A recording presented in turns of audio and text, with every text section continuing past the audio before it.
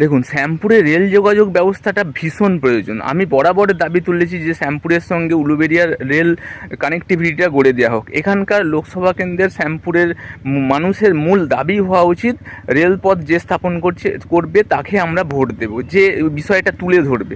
কিন্তু আমাদের এখানে সেটা হয় না। আমরা বিগত এমপিকে এটা লোকসভায় তুলে ধরতে দেখিনি, রেলমন্ত্রীর কাছে তুলে ধরতে দেখিনি। এখানে প্রচুর মানুষ ধুলোগড় কলকাতায় প্রতিদিন কাজে যায়, কারণ এখানকে না কৃষি এর বিকাশ ঘটেছে, না এখানে শিল্প আছে শ্যামপুরে। তো কাজের জন্য কেউ বিশ্ববিদ্যালয়ে পড়ার জন্য, কেউ কলেজে যাওয়ার জন্য তাকে প্রতিদিন যেতে হচ্ছে। এখানে পরিবহন ব্যবস্থাও প্রায় ভেঙে পড়েছে, বাস নেই বললেই চলে, টোটো অটোতে করে ঝুলে ঝুলে কাজে যেতে হচ্ছে। ফলে রেলপথ স্থাপন হলে খুব সহজেই পরিবহন মাধ্যমে মানুষ যাতায়াত করতে পারবে। প্লাস এখানে শিল্পের যে বিকাশ, সেই বিকাশটা কিন্তু ঘটবে। এখানে প্রচুর পরিমাণে জমি পড়ে আছে, সেই জমিতে শিল্পের বিকাশ ঘটতে পারবে। ফলে শ্যামপুরের মানুষ